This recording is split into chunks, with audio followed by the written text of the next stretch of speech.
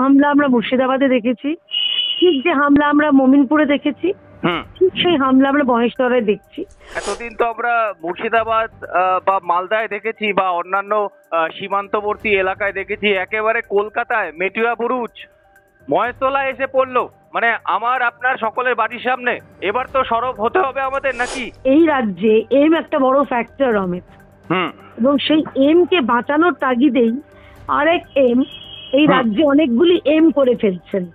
যে দোকান বসানোর বিষয়টা, এইটা আমাদের রাজ্যে কিন্তু বড় সমস্যা হয়ে দাঁড়িয়েছে।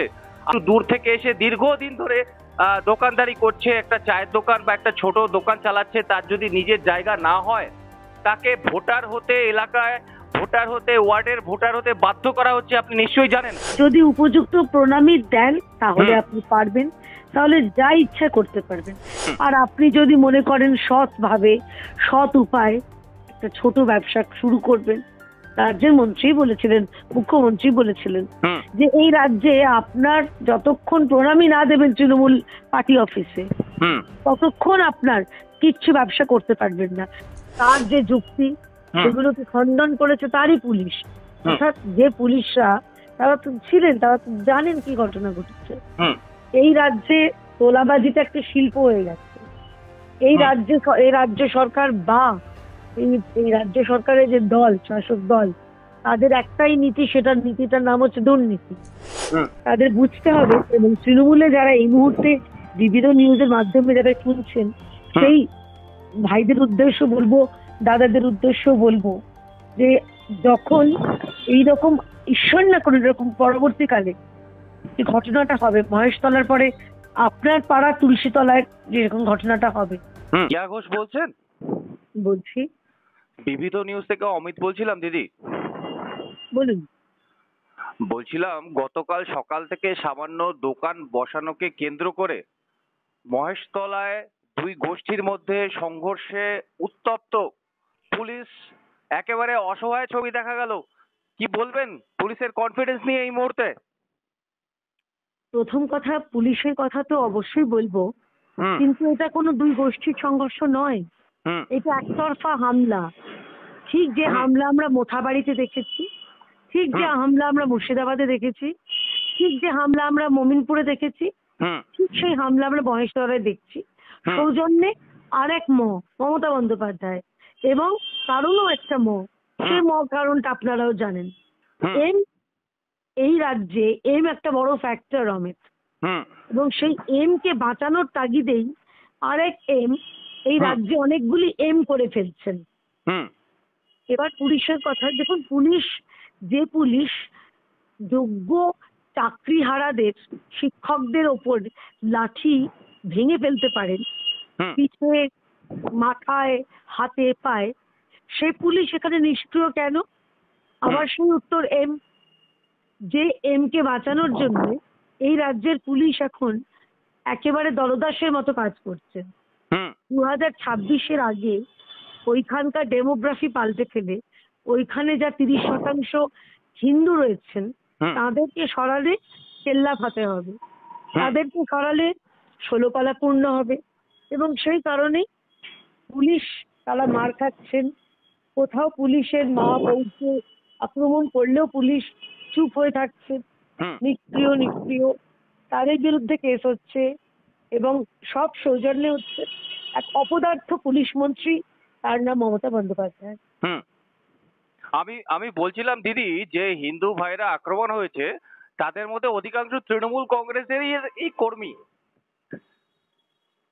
এবার তৃণমূলের বোঝা দরকার, যারা হিন্দু রয়েছেন, যে যখন তাদেরই পার্টির কর্মীরা রিয়াক্ট করবেন না শুধুমাত্র ধর্মের ভিত্তিতে, শুধুমাত্র তাদের নামের ভিত্তিতেই আক্রান্ত হতে হবে, এবং এটাই এখন বাস্তব। মানে বামেরা বলেছিল না, জাতের লড়াই না ভাতের লড়াই। মুর্শিদাবাদের হরগোবিন্দ দাস এবং চন্দন দাসকে মনে আছে? তারা কিন্তু বামেদের ছিলেন, বামেরা তো তাই দাবি করে। তো তাদেরও কিন্তু জাতের লড়াইয়ে, জাতের কারণে তাদের পেটে ওই ছুরির কোপ খেয়েছেন, মাথায় ছুরির কোপ খেয়েছেন। তারা কিন্তু কোনো ভাতের লড়াইয়ে ছিলেন না। সুতরাং তাদের বুঝতে হবে, এবং তৃণমূলে যারা এই মুহূর্তে বিবিধ নিউজের মাধ্যমে যারা শুনছেন, সেই ভাইদের উদ্দেশ্য বলবো, দাদাদের উদ্দেশ্য বলবো যে যখন এইরকম, ঈশ্বর না করে এরকম পরবর্তীকালে যে ঘটনাটা হবে মহেশতলার পরে আপনার পাড়া তুলসীতলায় যেরকম ঘটনাটা হবে, হুম তখনও কিন্তু নাম নাম বিশেষে, নাম বেছে বেছে হুম আক্রমণ হবে। তখন দেখা হবে না যে আপনি এই মামাটি মানুষের সরকারকেই নির্লজ্জে সমর্থন করে এসেছিলেন। দিদি, এতদিন তো আমরা মুর্শিদাবাদ বা মালদায় দেখেছি বা অন্যান্য সীমান্তবর্তী এলাকায় দেখেছি, একেবারে কলকাতায় মেটিয়া বুরুজ মহেশতলায় এসে পড়লো, মানে আমার আপনার সকলের বাড়ির সামনে। এবার তো সরব হতে হবে আমাদের, নাকি? অন্তত আপনার ঘুম ভেঙেছে, আমার ভালো লাগছে। আশা করব এই রাজ্যের বাকি যারা জেগেও ঘুমিয়ে রয়েছেন, দেখেও না দেখার ভান করে রয়েছেন, যেসব বুদ্ধিজীবীদের মুখে এখন সেলোটেপ আটকে গেছে, তাদের ঘুম ভাঙবে। কারণ আমি বারবার বলছি, যখন আক্রমণ হবে তখন আপনার নামের ভিত্তিতে হবে। আপনি কত সেকুলার, আপনি নিজেকে সেকুলার প্রমাণ করার জন্য কতবার গরুর মাংস খেয়েছেন জনসমক্ষে, সেগুলো বিচার্য হবে না।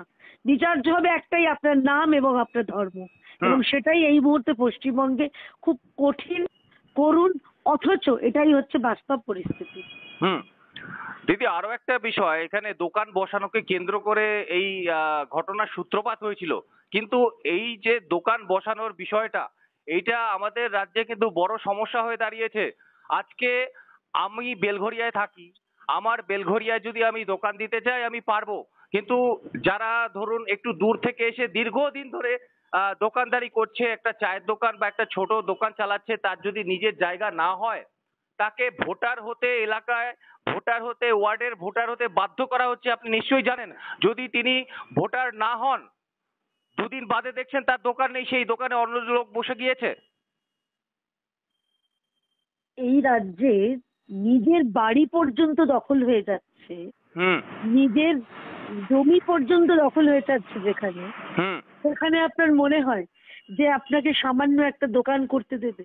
যদি উপযুক্ত প্রণামী দেন তাহলে আপনি পারবেন, তাহলে যা ইচ্ছা করতে পারবেন। তাহলে পুতুলেরও বিয়ে দিতে পারবেন, বিড়ালেরও বিয়ে দিতে পারবেন, এবং সেখানে আপনি স্নান করে ব্যবসাও শুরু করতে পারবেন। কিন্তু সবকিছু এখানে টাকার খেল। আপনি যদি আপনার পকেটে যথেষ্ট টাকা থাকে, মোটা মোটা বান্ডিল থাকে, তাহলে আপনি যা খুশি তাই করতে পারবেন। আর আপনি যদি মনে করেন সৎ ভাবে, সৎ উপায় একটা ছোট ব্যবসা শুরু করবেন, রাজ্যের মন্ত্রী বলেছিলেন, মুখ্যমন্ত্রী বলেছিলেন একটা চায়ের দোকান শুরু করুন, একটা বিস্কুট রাখুন। যখন উনি এটা বলেছিলেন, এই কথাটা উনি উল্লেখ করতে ভুলে গেছিলেন আসলে, যে এই রাজ্যে আপনার যতক্ষণ প্রণামী না দেবেন তৃণমূল পার্টি অফিসে, ততক্ষণ আপনার কিচ্ছু ব্যবসা করতে পারবেন না। সেটা যত ছোট ব্যবসা হোক বা বড় ব্যবসা হোক। ছোট ব্যবসা হলে স্থানীয় পার্টি অফিসে প্রণামী পাঠাতে হবে, আর বড় ব্যবসা হলে তো জানেন কোথায় পাঠাতে হবে। 25-75-এর গল্প তখন তো চলেই আসবে, আপনারা তো জানেন সেগুলো। দিদি, অনুব্রত মণ্ডল এখনো জেলের বাইরে। এই অনুব্রত, পাড়ায় পাড়ায় অনুব্রতদের শাস্তি দিতে পারছে না পুলিশ। পুলিশ আক্ষেপ প্রকাশ করছে, তারা কাজ করতে পারছে না। সঠিকভাবে তদন্ত করলে, সঠিকভাবে কাজ করলে তাদেরকে সুন্দরবনের মতো এলাকায় বদলি হয়ে যেতে হবে। এই জন্যই কি পুলিশের আজকে এই দশা? যে পুলিশ নিজের টিমকে রক্ষা করতে পারে না, যে পুলিশ মন্ত্রী নিজের টিমের মা এবং তার স্ত্রীকে রক্ষা করতে পারে না বা রক্ষা করতে চান না, সেইখানে পুলিশ যদি মানে মার খায়, তা আশ্চর্য হওয়ার কিচ্ছু নেই। আমি কেন এই কথাটা বলছি আপনাকে, দেখুন এই রাজ্যে এই যে পুলিশ চাইলে সবকিছু করতে পারেন। এই রাজ্যের পুলিশ আমরা দেখেছি বড় বড় ঘটনা তারা রহস্য তারা উদ্ঘাটন করেছেন, কিন্তু সবকিছু হচ্ছে সদিচ্ছার ব্যাপার, সবকিছু হচ্ছে লাল ফিতের গেরোর ব্যাপার। যদি 14 তলা থেকে হুকুম আসে তাহলে পারবেন, আর যদি না আসে তাহলেই অনুব্রত কেস হবে। অনুব্রত এই রাজ্যে একটা বার্তা মডেল, যেখানে চোখের সামনে সে কাঁচকলা দেখিয়ে ঘুরে বেড়াচ্ছে ড্যাং ড্যাং করে, তার ফোন সিজ হয় না, সে গালাগাল দিয়ে পুলিশের মা স্ত্রীকে যৌন প্রস্তাব দিয়ে পার পেয়ে যায়, আর যে পুলিশ যার কে ফোন করেছিল তার বিরুদ্ধে ব্যবস্থা হয়, তার ফোন সিজ হয়ে যায়, তাকে আমি জানি না পরবর্তীকালে তার বিরুদ্ধে কি পদক্ষেপ করা হবে, উল্টো পাল্টা দেখে তাকে সাসপেন্ড করা হবে, ক্লোজ করা হবে, নাকি কোনো গন্ডগ্রামে তাকে পাঠিয়ে দেওয়া হবে আমি জানি না। কিন্তু তার ভাগ্যে যে খুব মানে গোলাপ বেছানো রাস্তা নেই এ ব্যাপারে নিশ্চিত। আবার উল্টো দিকে মহেশতলা চলে আসুন, মহেশতলাতেও পুলিশে হাত পা কিরকম বেঁধে রেখে দিয়েছে। পুলিশকে যদি মানে খোলা ছেড়ে দিত, পুলিশ ৮ ঘন্টার মধ্যে কন্ট্রোল করতে পারে। আমার ভরসা আছে দ্বিতীয় তলার যারা কর্মী রয়েছেন তারা পারবেন, কারণ আঘাতটা তারা পাচ্ছেন, মাথাটা তাদের ফাটছে, রক্তাক্ত তারা হচ্ছেন, দ্বিতীয় তলার পুলিশ কর্মীরা তারা আক্রান্ত হচ্ছেন। কিন্তু তাদের যে বস যারা ঠান্ডা ঘরে বসে থাকেন তারা ওই বিহুদুর করার জন্যে, তাদের মনিবকে খুশি রাখার জন্যে তারা কোনো ব্যবস্থায় যথাযোগ্য ব্যবস্থা দিতে পারেন না। এটাই আমার কাছে খুব কষ্ট। দিদি আমি বলছি হচ্ছেটা কি, একদিকে মানে প্রত্যেকটা ক্ষেত্রে মানে রন্ধ্রে রন্ধ্রে দুর্নীতি, একদিকে তোলাবাজি, আরেকদিকে থ্রেটনিং চলছে এই মাফিয়াদের, আরেকদিকে দাঙ্গা হচ্ছে, দাঙ্গা লাগিয়ে দেওয়া হচ্ছে দুটো গোষ্ঠীর মধ্যে, অন্যদিকে সাংবাদিকরা কোনো খবর তুলে তুলে তাদেরকে সমন দেওয়া হচ্ছে। আমি বলছি হচ্ছেটা কি দিদি? একটা বিজ্ঞাপনের কথা আছে না, যে ক্যা হো রাহা হ্যায়, ক্যা চল রাহা হ্যায়, উত্তরটা হচ্ছে একটা ওই বহুল প্রচলিত একটা পারফিউম বা ডিওডোরেন্ট, তার নাম ফগ। ফগ মানে হচ্ছে ধোঁয়াশা, কুয়াশা। এই রাজ্যে সেটাই চলছে, ফগ চলছে, কুয়াশা চলছে। এই রাজ্যে মাত্রাতিরিক্ত ক্ষমতার মানে প্রদর্শনের ফগ চলছে। এই রাজ্যে মাত্রাতিরিক্ত তুষ্টিকরণ অর্থাৎ তোষণের কুয়াশা চলছে। যে তোষণের ফলে আমরা দেখছি যে মুর্শিদাবাদে মমতা বন্দ্যোপাধ্যায় তিনি যখন বলেছিলেন যে বহিরাগত বহিরাগত বহিরাগত, কার্যত দেখা গেল পুলিশের নিজের এফআইআর এর রিপোর্টে দেখা যাচ্ছে যে স্থানীয় যে 13 জনের নাম তারা সমস্ত স্থানীয়। অরগোবিন্দ এবং চন্দন দাসকে যারা মেরেছিল তারা স্থানীয়। মমতা বন্দ্যোপাধ্যায়ের বহিরাগত মানে তার যে যুক্তি এগুলোকে খণ্ডন করেছে তারই পুলিশ, অর্থাৎ যে পুলিশরা তারা তো ছিলেন, তারা তো জানেন কি ঘটনা ঘটেছে। এই রাজ্যে তোলাবাজিটা একটা শিল্প হয়ে গেছে। এই রাজ্য সরকার বা এই রাজ্য সরকারের যে দল, শাসক দল, তাদের একটাই নীতি, সেটার নীতিটার নাম হচ্ছে দুর্নীতি। এই রাজ্য, এই কুয়াশাচ্ছন্ন রাজ্যকে যতক্ষণ পর্যন্ত সূর্যের আলো এবং স্পষ্ট স্বচ্ছতা না আসবে ততক্ষণ এগুলো চলবে। আমি আশাবাদী যে 2026-এর মধ্যে এই কুয়াশাচ্ছন্ন সরকার, এই দুর্নীতিপরায়ণ সরকারের শেষ হবে। অসংখ্য ধন্যবাদ দিদি।